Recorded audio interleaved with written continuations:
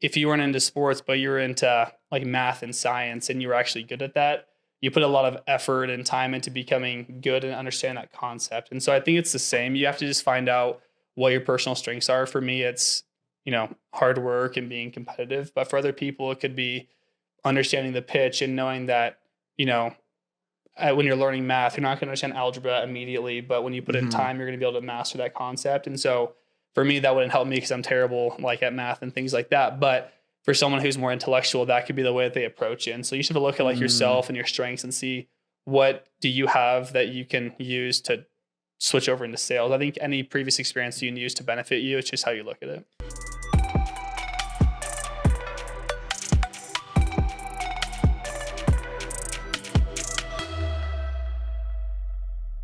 Welcome out to the D2D Podcast. Got the Golden Door Deep Dive segment where I, your host Roz, pick the brains of all the past Golden Door winners of this year. We got Mr. Hudson Ashcraft with us, brought to us from Grip Marketing. Dude, how the heck are you? I'm doing great, man. Excited to be here. Dude, we're excited to have you. Walk us through your stats. What did you do this last summer, revenue-wise? I finished at $762K in revenue. Ooh, okay. So you go $100,000 more than the required revenue. Yeah. Then. So walk me through a little bit. What's your story? How'd you get in the industry? How'd you get with Grit? What'd you do your first summer? How'd you get to where you're at now? Yeah. So I'm born and raised in Long Beach, California. Was there, went to school. Soccer was like my entire life growing up. So played from age of 7 all the way through high school. And then I went and played in college after that. So I got down to Dixie State's where I played college at. And I had never heard of door-to-door at all. And I had like a little bit of exposure to door-to-door. My freshman year there, some guy approached a friend of mine and said they have like free pizza and something like that. And so I just went for the free pizza, and it turned out to be like a Vivint meeting, which I had never even heard of Vivint before. And he was like, "You don't even know like what Vivint is?" And I'm like, "No, I just came for the pizza." So that was my first introduction to like that people actually went out and like knocked doors. I'd never even like heard of that before. But after that, I went and served a mission for 2 years. When I had gotten back, I learned a lot more about door-to-door just from, buddies of mine's friends doing it and things like that. And so when I got back, I was dead set on knocking doors because on my mission, I didn't mind doing it. And so where'd you serve? I served in Tampa, Florida. Okay. Yeah, so I enjoyed knocking doors on my mission, so I might as well make some money off of it when I get back home for my mission. And so I was kind of open just to go anywhere, and I had reached out to a couple of different companies and met with a few, and then just happened to get tied into Grip Marketing through a friend and haven't looked back since. So it's been great. I love it, man. Well, yeah, kind of a conventional entry into the door-to-door world. Exactly, yeah. The classic pizza party as the introduction. Yep. That's awesome. So tell me about how did you do your first year? So last year I did 170K in revenue. Okay, so 170K, and then you almost like 6x, 7x'd that. 4.5. Yeah. 4.5 times it. I'm glad you actually have that down. Yeah. You knew that. Yeah. My mental math is kind of poor. But anyways, what is the reason for the biggest, that jump? How did you do that? Obviously there was a lot of, training and things. I think first and foremost, it was just like belief. I work with a bunch of obviously guys who've done Golden Doors before I have. And so I trained with them a bunch, and they all, instilled belief that I could do it. The biggest thing last year, so John Taylor, he's one of the owners of the company. He came out to our market in Dallas where I was selling last year, and he had us do Tony Robbins priming. And he kind of went through what he does as his morning routine. And so he does Tony Robbins priming, where you kind of visualize things you're grateful for, past experiences, and then you live these future experiences that you want to have happen. And then in addition to that, he answers these 3 questions. And John got this from Casey Baugh, who's a big Vivint guy. But he answers the questions of who am I, what am I excited about, and what are my opportunities? And he answers 30 questions to each of those questions. And so I started doing that from that day, like middle of July, all the way through the entire off season. I did that every single morning. So I primed and visualized and lived winning a Golden Door every single morning that I woke up. And I wrote down every single day that I'm a Golden Door rep, that I'm a top 10 rep in the industry, whatever it was, things that I believe about myself and that I want to have happen. And so that was the biggest thing for me, was just believing and visualizing that I could do it. More like granular, I think, is I just had way more time this year than I did my last year. So I did 170K in revenue, but I only knocked for 10 weeks last year. just because I had school before, and then I got married early August, and so that kind of cut the summer short. Whereas this year, I dropped out of school. I went all in on doing a Golden Door, and so I was able to go out, about a month earlier than I did the previous summer. I was able to stay out, a month and a half later than I did the summer before that as well. And so I just had gave myself as much possible time that I needed to achieve my goal. That's pretty incredible. So especially like that first year only being like a 10-week window, you weren't there very long. You had you were getting married in August. Yeah. So you had a pretty big push, all things considered. For sure. So hats off to you for, pulling up your pants and taking it really seriously the next year, because it definitely has paid off. Yeah, for sure. So congratulations on your Golden Door, man. Thanks, man. I appreciate that. First and foremost. But now let's kind of chat about the summer a little bit. So you were in Grand Rapids, Michigan. Yeah. Tell me about Grand Rapids. What's that like market-wise? It's amazing. I would recommend Grand Rapids to any person going to knock. I think the weather was great. Bugs are out there. Yeah, it was great. That's awesome. So tell me a little bit about what were some of the challenges you experienced over the summer? Just in general when it comes to selling, or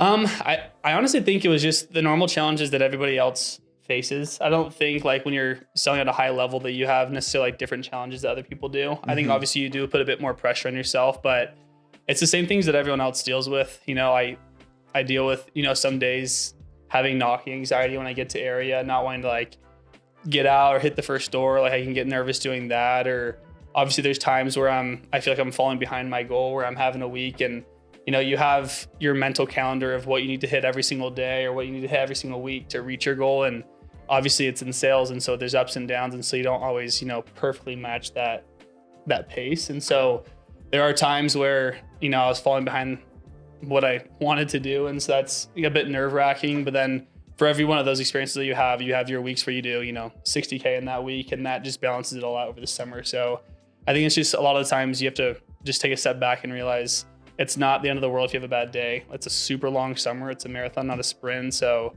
yeah, but I think those are the main things, just, occasional knocking anxiety that happens to every single one of us. And then just the pressure that we put on ourselves to hit a high goal.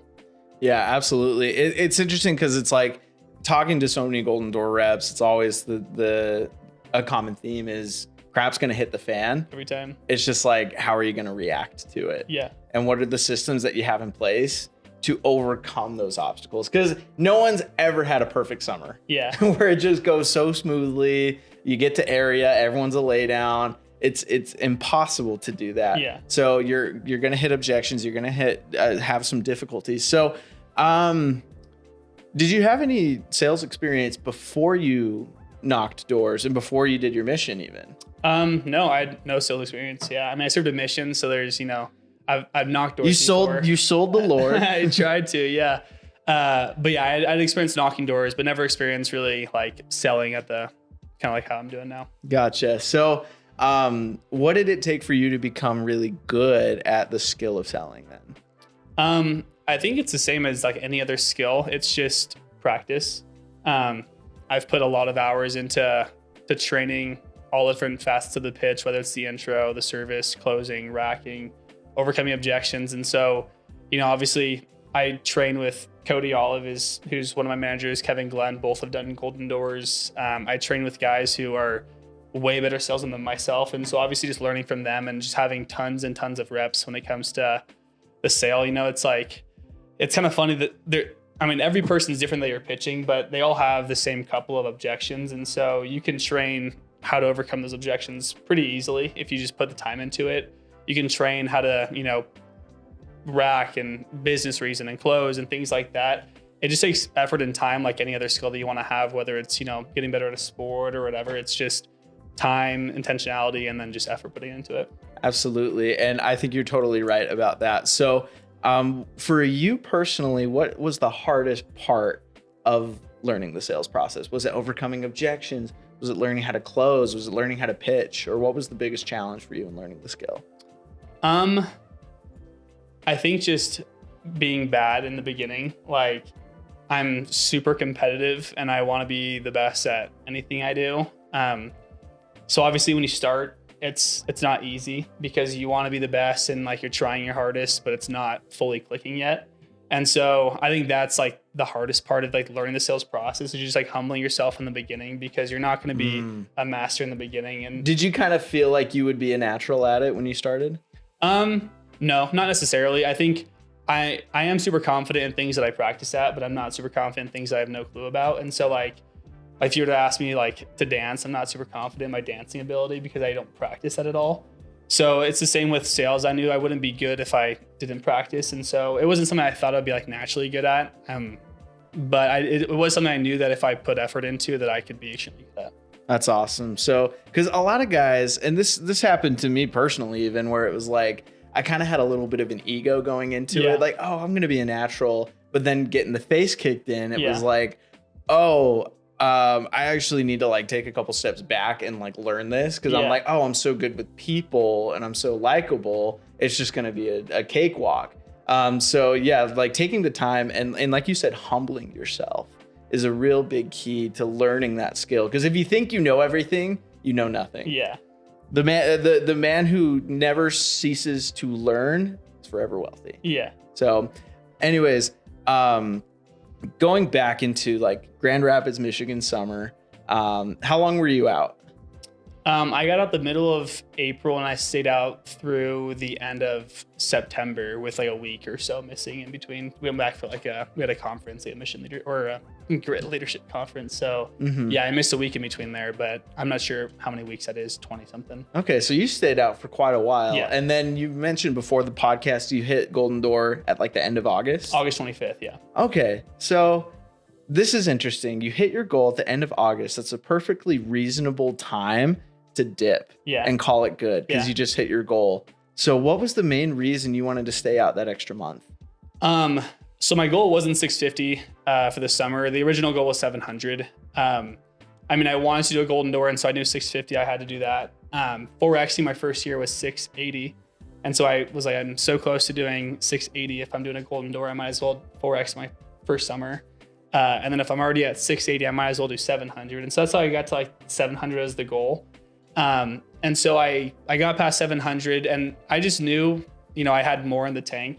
I think sometimes we put these constraints on ourselves when it comes to like door-to-door sales, because we think of it as summer sales. So we think it has to be between May and the end of August, or in all reality, it's, at least for me, it's my full-time job. I don't go to school. I don't do anything else. This is like what I do for my living. This is how I provide for my family and my wife and things like that. And so there's just, for me, there wasn't like an arbitrary like date where I had to be back by. It's just, I can just milk it while I can. And so for me, I stayed out until I didn't have any more time. I came back, had to close on a house. We were going to Hawaii. And so I just knocked all the time that I possibly could and just milked it while I can. Because for the rest of the year, I knew I'm not going to be knocking doors for the next 7 months after that. So I might as well just stick it out while I'm already in like the groove of it, sell as much as I possibly can. And then take my break and go into recruiting, and then next year just run it back and do the same thing. Yeah. It's so crazy how much of this is mentality. Yeah. It's like literally guys that put that end date at the end of August. It's like 2 weeks before that, they're dead. Yeah. 2 weeks, even sometimes even a month before. Like it's just nails on a chalkboard to them. And for me, I had buckled in to knock until the end of October or the end of November if I needed to get the Golden Door. And so there wasn't that like mental barrier I had to overcome thinking I would be home at this time. Because if you go out for the summer and you think, I want to hit 650, but I also want to be home before September. And then you get to that time and you see, I'm kind of far off the goal.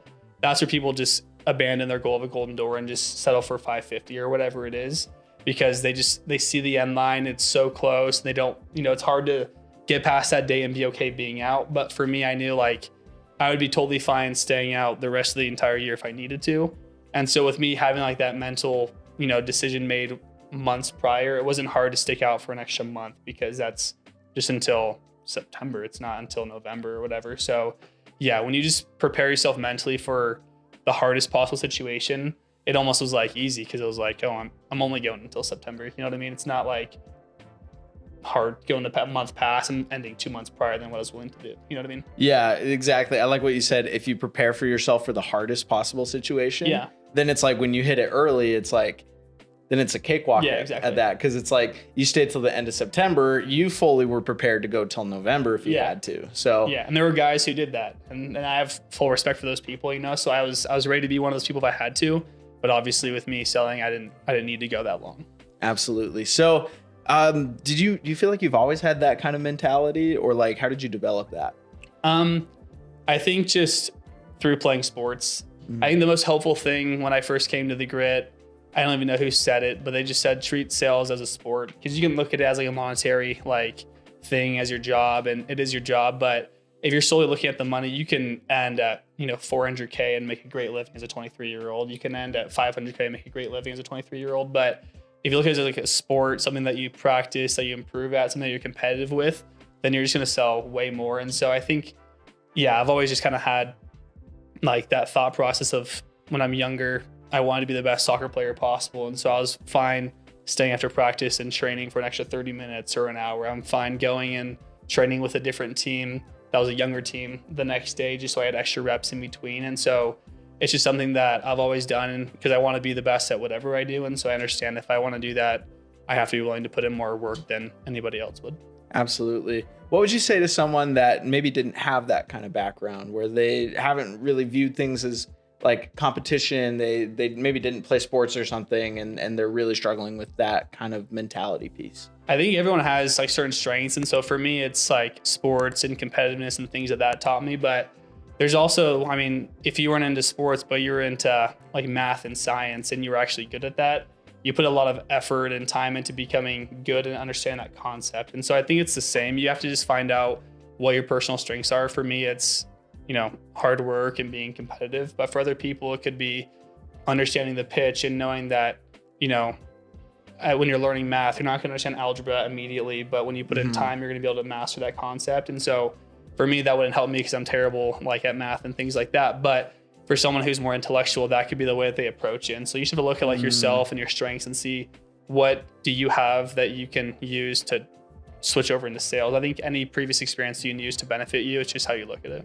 Yeah, just take whatever you have in the tank. Yeah, exactly. And use it to your advantage. Yeah, exactly. You were a sports guy. I was a music guy, so I played guitar growing up. And then when I took that mentality of how would I learn a song? How would I go about learning it? It's breaking it up into little pieces and doing stuff like that and recording myself and things like that. And it was like, oh wait, I just do that with sales. Yeah. I record my pitch. How's my tonality? How do I sound? What do I need to tweak?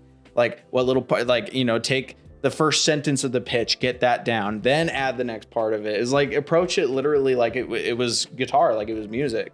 And there was a lot of benefit from that. So I think that's absolutely a brilliant approach.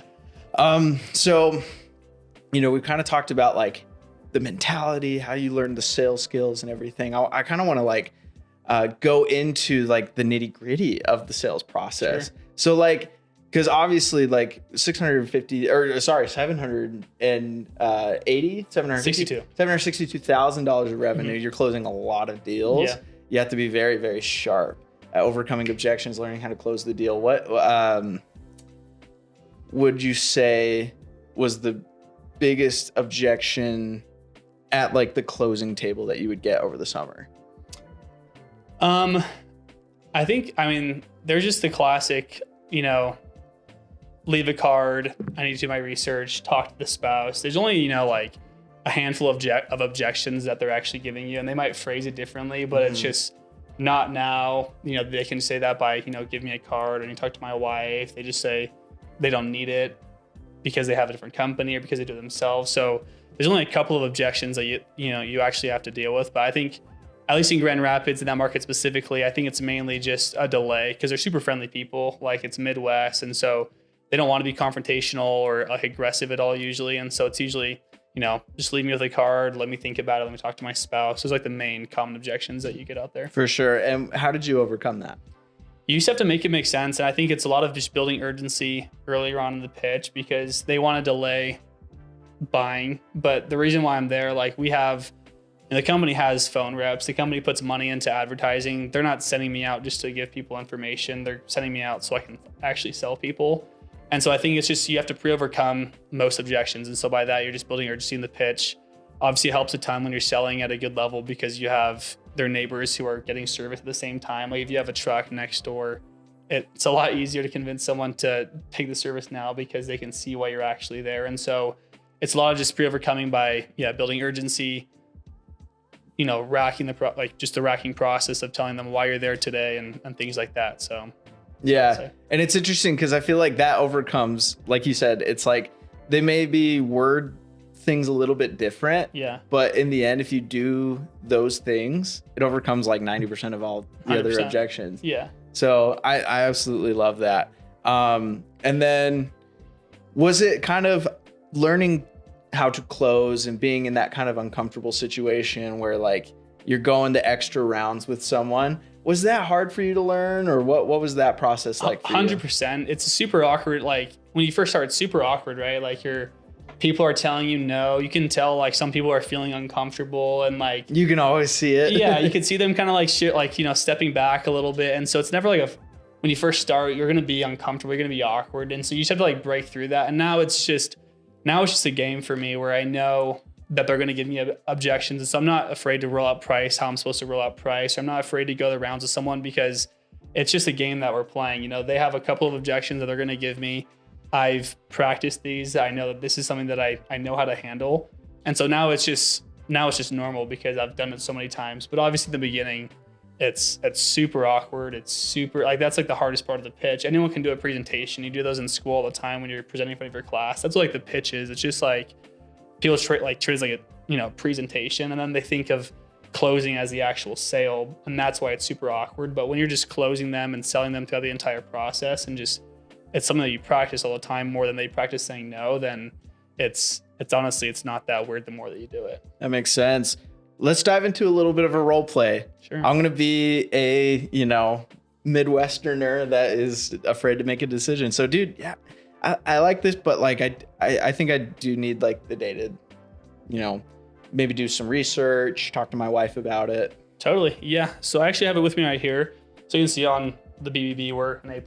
We have a 4.9 out of 5 on Google. So we are the highest rated company in this area, especially the reasons why you guys know John next door.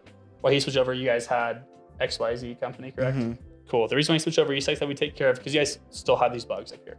So like I said, you can see them doing it right there. We sweep it down, we treat it. That way they just don't come back. And again, if you guys will just do this for me, because obviously we do live and die by these reviews, we'll take care of your bugs for you. If you just give me a fair review online, I'm fine just knocking off another $100. We'll do your first one for cost and just do it for $159. Does that sound fair? Yeah, that sounds fair. But I think I still need to talk to my wife about it though. Totally. Happy wife, happy life. I totally get you, man. The thing is, I'm sure your wife doesn't love having these, especially just paying for pest control, right? So man, like I said, dude, my truck is just right next door. Let's do this. Your wife will be stoked that the bugs are gone. Do you guys have like a back deck or a patio? Yeah, I do. You guys spend a lot of time out there like barbecuing and stuff? Yeah. Yeah. So I'm sure your wife wants to enjoy your time with each other.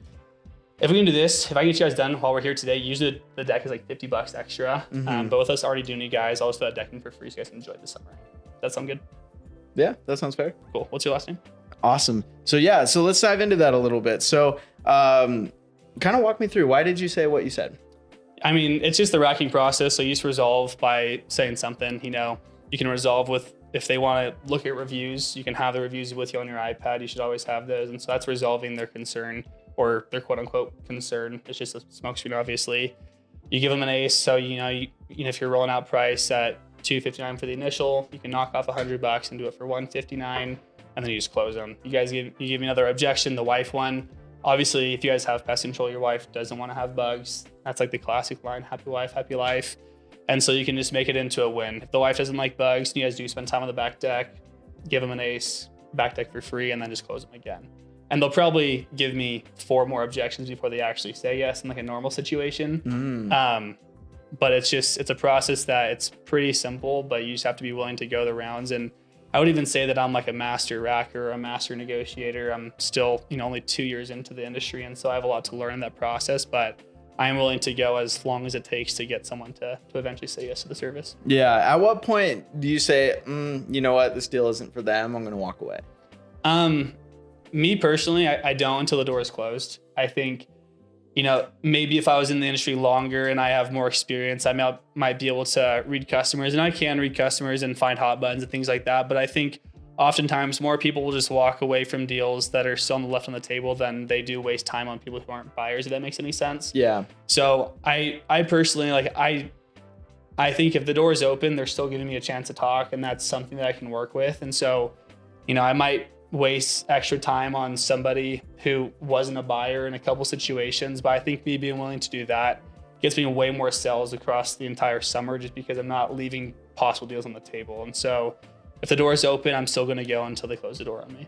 I think that's beautiful, because a lot of guys, they maybe see someone's uncomfortable, they walk away, they, get a couple not interested, and they want to call it at that point. And we all have had like sales where like someone says yes eventually, and we're just like shocked that they actually did. Like I had so many of those since like this summer where like I'm racking this person, there's zero buying temperature. Like I'm like, this person's not going to say yes, but I just know I'm just doing my job and I'm racking this person down.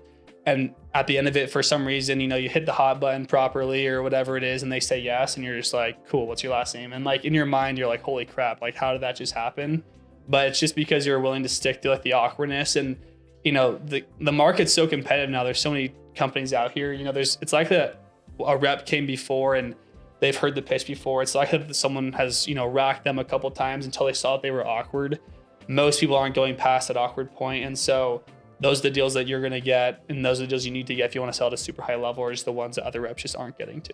Yeah. And then there's something really to say about the process of the whole thing too. Yeah.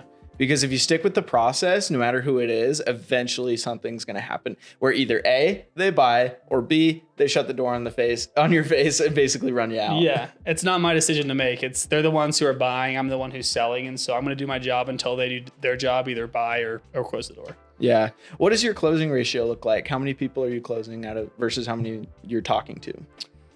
I honestly have no idea. For me, like if I get too caught up in the numbers, then I start getting worried. I know for me personally, like this past summer, I sold on average 5 to 6 a day. And so I know over the course of a day, I'm going to sell that many people. If I get too into like the weeds of like, I sell 1 out of every 5 people who I talk to, and I'm talking to 15 people, then I can start getting a bit antsy that way because it's a shorter time frame. For me, I know, on average over the course of a summer, I'm going to sell about 5 to 6 people per day. I'm going to sell this many accounts in the entire summer. So that's about as in depth as I go. I don't go too far in the numbers. Gotcha. Are you playing much of a referral game, or what does that look like for you? Like when I close somebody? Yeah. Are you trying to, get referrals? What does that look like? I do ask. In all reality, I don't get too many of them. Like, I will ask at the end of the sale, like if they know many of their neighbors or whatever. If in the racking process, I'll ask them, if they give me a couple of referrals, I'll do this for them. And so you can get a couple that way. But most of my deals aren't coming from just referrals down the street. I try and I get a couple of them that way, but it's mainly just the bandwagon is what gets it going, because it's not necessarily that they send me to somebody, but when I sell, Tim, and Tim knows Georgine, and Georgine knows this person, then that's what's going to get me going hot down the street. It's more of just creating a bandwagon, less of getting referrals. I like that too, because it's, we all love referrals, of course, and there are great ways to get them. But I love the concept of creating a bandwagon. Oh, yeah. Because then it's like you get the whole neighborhood involved. Yeah. Because at some point, it's like, then it just gets easier and easier and easier. And then You're it's like part of the community. Exactly. Like you. At some point, it's like, oh, hey, yeah, I already know who you are. Yeah. Because we, word on the street 100%. as you're going around. And then at that point, it's like picking cherries. Yeah. And it's less too, like, I think bandwagoning is such a skill that like some people think it's just naming, we take care of like the Johnsons, the Taylors, the Millers, but bandwagoning is like so much more than that. It's becoming like a part of the neighborhood and people knowing knowing about your customers. Cause I think that's one thing that I do like particularly well is just get to know the people who I sell. And so when it comes to talking to the next person, it's not, I work for, just say I work for the Millers, but throughout the entire pitch, you can refer back to the Millers. You can talk about how they have kids who play in the back and who got a tick on them last September. And you can talk about their dog who got like whatever from this product. And so the more that you can like find out about a customer in the selling process, that gives you so much more ammo when you are bandwagoning later on in that day. It's going to hit way more when you actually can like talk about that family like them, because you do, rather than the same intro that every single pest control salesman or door salesman does because they name drop 3 people. That's name dropping. That's not really bandwagoning. Bandwagoning is when like you can actually like create like a community and like, it's almost like, have you seen like the movie Hitch before? Yeah. So I literally think of myself as like Hitch for like friendships in the neighborhood, where like, if someone's new to the neighborhood, I'm like, dude, you have to meet this person. They have a 2-year-old the same that you do. Like, which school do you go to? And like, I find out this information, I'm like linking people together. And when you do that, it's like way more fun. People trust you way more. And then that's when like a bandwagon can get like rolling. And that's when you're going to do, 10, 11, 12 in a day. I love that. You're truly adding to the community at that point. Yeah, that's how I think of it. Yeah, I'm not sure if it's actually true, but that's how I think of it for sure. That's actually pretty amazing. So, shifting gears a little bit into D2D Con coming up. Sure. What are you most looking forward to at D2D Con?